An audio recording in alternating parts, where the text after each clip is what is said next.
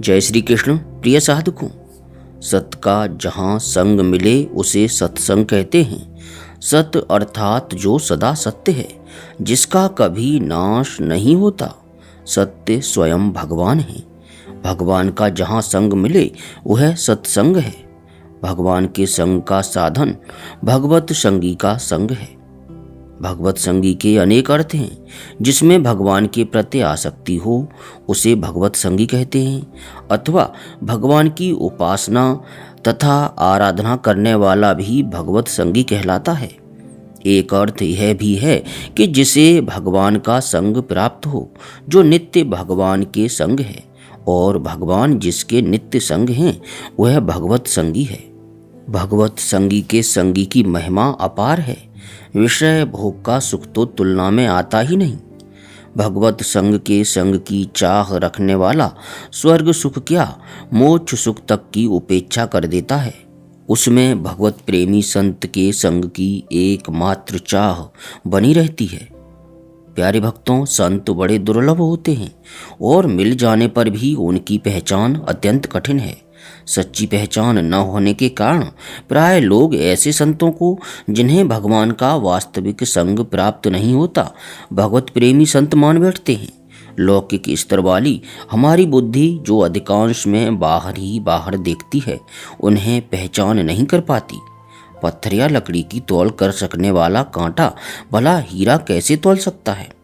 हीरे का मूल्यांकन करने के लिए विशेष तराजू की, विशेष कसौटी की आवश्यकता होती है, और तभी हीरे की परख और पहचान संभव है।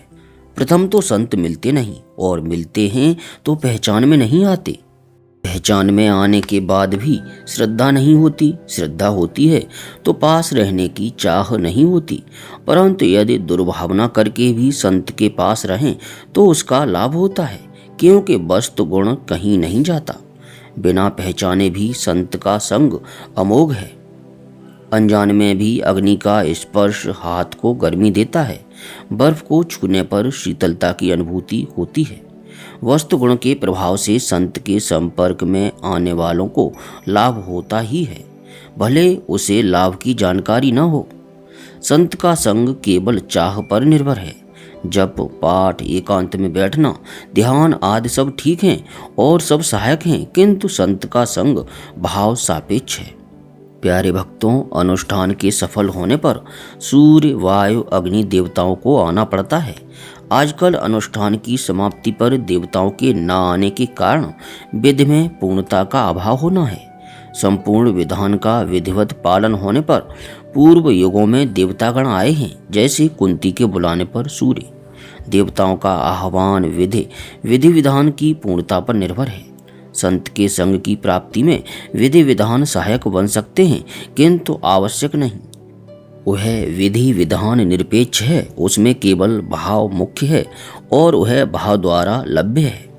भगवत प्रेमी जब मिलते हैं और उनमें जो प्रेम चर्चा चलती है, उस चर्चा के समय यदि उनके प्रियतम भगवान भी वहाँ उपस्थित होते हैं और उनमें यदि उनकी चर्चा में रुकावट आती है, तो उनसे प्रेमी यही कहते हैं, आप थोड़ी देर के लिए यहाँ से चले जाइए।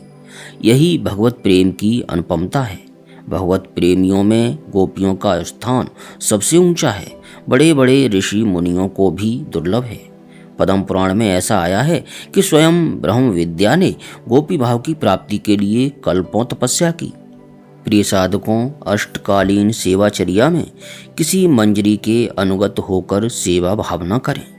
निकुंज में किसी मंजरी ने झाड़ू दी, अनुनय विनय करके एकत्रित कूड़े को फेंकने की सेवा प्राप्त करें, अथवा किसी मंजरी के द्वारा पान दान दिए जाने पर प्रिया प्रीतम के पीक ग्रहण करने के लिए पीकदानी उठाने की सेवा प्राप्त करें। स्वयं को मंजरी की दासी के रूप में भावित करके भाव राज्य में ले जाएं। अपने को किसी मंजरी के साथ दें। यदि अपना नाम याद न भी हो तो कल्पित नाम रख लें। देवी भागवत के अनुसार अष्ट सखियों के कुछ नाम हैं और वैष्णव ग्रंथों के अनुसार कुछ अन्य नाम हैं। उस समय जैसा मन में आए वैसी ही भावना करें, फिर अपने आप असली वस्तु स्फुरित होने लगेगी। रुचि के अनुकूल सेवा की भावना करें, जैसा कि सत्संग सुधा में आया है। अपने मन से जोड़ लें। राधा कुंड है, कमल के पुष्प खिले हैं, कदम्ब का वृक्ष है, उसके नीचे राधा कृष्ण खड़े हैं। अथवा निकुंज में झूला पड़ा है, उसमें राधा कृष्ण झूल रहे हैं। इस प्रकार 500, 1000 जितनी भी हो सके वस्तुओं की कल्पना करें और उसके अनुसार सेवा की भावना करें। भाव राज्य के अनुसार अपने स्वरूप की दिन में 10 बार, 20 बार, 50 बार भावना करें। हमेशा आवृत्ति करें, इससे भाव की पुष्टि होती है। दोष दर्शन, संदेह, भाव परिवर्तन, अहंकार आदि की जहाँ तनिक भी संभावना होती है, उसे भाव राज्य में प्रवेश नहीं मिलता। भावांतर की संभावना संत के संग की प्राप्ति में सबसे बड़ा विघ्न है। इस लोक में पतिव्रता के लिए प्राय कहा जाता है कि सपने हु आन पुरुष जग नाही।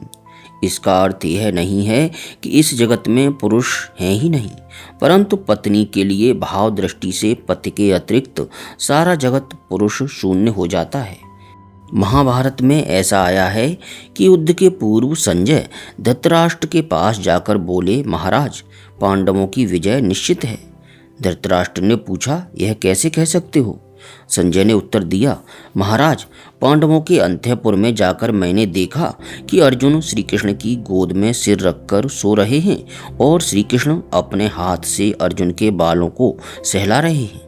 पैताने, सत्यभामा और द्रौपदी बैठी हैं। अर्जुन का एक पैर उनकी गोद में है और वे उसे दबा रही हैं। जिन अर्जुन की भगवान श्री कृष्ण के साथ इतनी एकात्मता हो, उनकी विजय निश्चित है। संजय के अचानक अंतःपुर में चले जाने पर अर्जुन निसंकोच पूर्ववत लेटे रहे और सत्यभामा तथा द्रौपदी भी संभ्रम रहित पूर्ववत पैर दबाती रहीं। श्री कृष्ण ने संजय को देखकर बैठने के लिए सोने का पीढ़ा अपने पैर से बढ़ा दिया, किंतु संजय पीढ़े को प्रणाम करके नीचे ही बैठ गए। उनमें भावांतर होने की संभावना नहीं थी, इसलिए श्री कृष्ण के अंतःपुर में संजय जा सकते थे, पर उनके अपने पुत्र प्रद्युम्न और अभिमन्यु नहीं। प्रद्युम्न उनके पुत्र थे, इसलिए पुत्र के रूप में उनका जो अधिकार था वह तो उसे प्राप्त था ही, परंतु अंतःपुर का भाव राज्य दूसरा था, जिसमें प्रद्युम्न को प्रवेश अधिकार नहीं था। सुग्रीव और हनुमान दोनों ही राम को अति प्यारे हैं, किंतु राज दरबार में भगवान राम के पास सुग्रीव ही ऊपर बैठते हैं। हनुमान तो दूर कहीं कोने में खड़े रहते हैं, पर राजमहल में सुग्रीव नहीं, हनुमान ही जा सकते हैं और निर्बाध जा सकते हैं। चैतन्य महाप्रभु 2 प्रकार के संकीर्तन किया करते थे। एक कीर्तन सबके लिए किया करते थे और एक उनका अंतरंग कीर्तन होता था, जिसमें केवल अंतरंग भक्त ही भाग ले सकते थे। उसमें केवल वैसे ही लोग जा सकते थे जिसमें भावांतर होने की संभावना नहीं थी। एक बार ऐसे अंतरंग कीर्तन में बहुत देर तक कीर्तन चालू रहने पर भी रस का उदय नहीं हुआ। कारण की खोज की गई। तख्त के नीचे एक कीर्तन विरोधी छिपा मिला। वह यह जानने के लिए छिपा था कि देखें ये एकांत में क्या करते हैं। जो चैतन्य इतने उदार थे कि चांडाल को भी हृदय से लगाते थे, उन्होंने उस कीर्तन विरोधी को बाहर निकाल देने के लिए कहा। उसे निकाल दिए जाने के बाद कीर्तन में रस का प्रवाह बह चला। मथुरा से श्री कृष्ण का संदेश लेकर उद्धव ब्रज आए। व्रजांगनाओं की मुख्यतः श्री राधा की विरह से विदग्ध अवस्था को देखकर उद्धव को बड़ा दुख हुआ। श्री राधा को ऐसा लगा कि मथुरा लौटकर उद्धव श्याम सुंदर को उलाहना देंगे, उन्हें फटकारेंगे। श्री राधा कृष्ण को यह सह नहीं था। विरह की बातें सुनकर भी उद्धव श्री राधा के भाव स्तर को छू नहीं पाए। खट से राधा का स्वर बदला और वे लगी उद्धव से कहने, अरे उद्धव, तुम्हें क्या मालूम, श्री कृष्ण यहाँ से कभी गए ही नहीं। मेरे हृदय निकुंज में जाकर देखो, वे वहाँ नित्य विहार कर रहे हैं। भावांतर होने पर रस का प्रवाह बंद हो जाता है, निकुंज लीला छिप जाती है। प्यारे साधकों, जिसे सेवा का तनिक भी अवसर मिल जाए वही परम सौभाग्यशाली है। वैष्णवों ने वृत्ति के परिचारक के सेवक के सेवक बनने की चाह की है। छोटी सेवा ही सही, पर यही एक सौभाग्य की वस्तु है। इससे छोर तो हाथ लगा, जिससे एक ओर भाव की पुष्टि होगी और दूसरी ओर भाव के अधिकाधिक पुष्ट होने पर निकट एवं उच्च स्तर की सेवा का अधिकार प्राप्त हो सकेगा। जैसे किसी बड़े आदमी के यहाँ कोई नौकर कार्य करता है और उस नौकर की कोई सहायता करता हो। उस बड़े आदमी के आने पर नौकर मालिक से कहता है, ये मेरी सहायता करता है। मालिक ने पूछा, क्या यह कुछ लेता है? नौकर ने जवाब दिया, नहीं, यह कुछ नहीं लेता। नौकर की बात पर मालिक उस पर प्रसन्न हो जाता है। इसी प्रकार मंजरी दासी को प्रिया प्रीतम तक पहुंचा सकती है। उसी के अनुगत होकर अपने को सेवा कार्य करना चाहिए।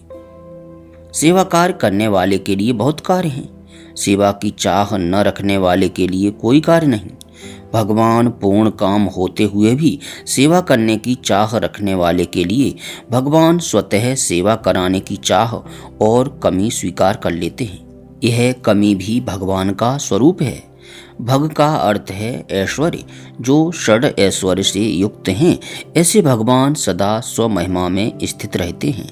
भगवान पूर्ण हैं, किंतु प्रेम की चाह को पूर्ण करने के लिए अपूर्ण बन जाते हैं और उनमें भूख उत्पन्न हो जाती है। साधक को चाहिए कि अपने को किसी मंजरी की दासी के रूप में भावित करके भाव राज्य में ले जाए, किसी मंजरी की अनुगामिनी बनकर और इस शरीर को भूलकर अपनी भावना के अनुसार सेवा भावना करता जाए और सदैव उनकी कृपा की प्रतीक्षा करता रहे। निरंतर कृपा की प्रतीक्षा करें, उनके अनुग्रह पर अवलंबित हो जाएं। जिस मंजरी की अनुगामिनी बने हैं, उसकी कृपा से संपूर्ण सत्य हो जाएगा। मंजरी की कृपा पर निर्भर रहने से श्री राधा रानी एवं श्री श्याम सुंदर का अनुग्रह स्वतः प्राप्त हो जाता है। मंजरी की सहायता जानकर प्रिया प्रीतम स्वयं कृपा करते हैं। उत्तरोत्तर पुष्ट होता हुआ भाव सबल हो जाता है। भाव की सबलता होने पर अन्य भाव की बात सुहाती नहीं, कान सुन नहीं सकते। किसी अन्य देवता के प्रकट होने पर आंखें उसे देख नहीं पाती। यदि देखती हैं तो अपने भाव से भावित करके देखती हैं।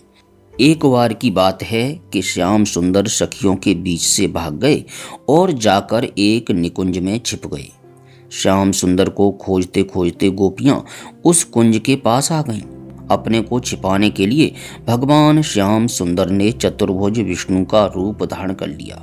गोपियों ने चतुर्भुज भगवान विष्णु को साष्टांग प्रणाम किया और पूछा, क्या इधर से श्री कृष्ण गए हैं? उनके ऐसा पूछने पर श्री कृष्ण प्रसन्न हो गए कि इन्होंने पहचाना नहीं। ये खोज में आगे चली जाएंगी तो और मजा आएगा। यहाँ ज्ञानी भले आक्षेप लगाएं कि इन्होंने श्री कृष्ण को पहचाना नहीं या दोनों में भेद माना। प्रिय साधकों, जहाँ भाव सबलता है वहाँ नित्य विहार चलता है, वहीं निकुंज है।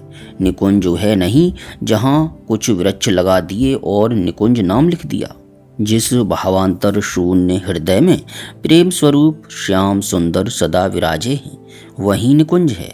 उसे निभृत निकुंज, एकांत निकुंज कहते हैं। इस निकुंज पर जिनका आधिपत्य है वे निकुंजेश्वरी श्री राधा हैं और जिनके आश्रय से रस प्रवाहित होता है वे निकुंजेश्वर श्याम सुंदर हैं।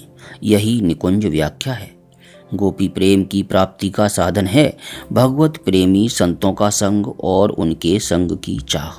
प्यारे साधकों, इस वीडियो को ब्रजभाव के भक्तों तक अवश्य पहुंचाएं, जिससे उन्हें भी यथा योग्य लाभ प्राप्त हो सके। अब किसी प्रकार की त्रुटि के लिए क्षमा चाहते हुए युगल स्वरूप का अपने हृदय में स्मरण करते हुए प्रेम से बोलिए, हरे कृष्ण कृष्ण कृष्ण हरे हरे, हरे राम राम राम हरे हरे।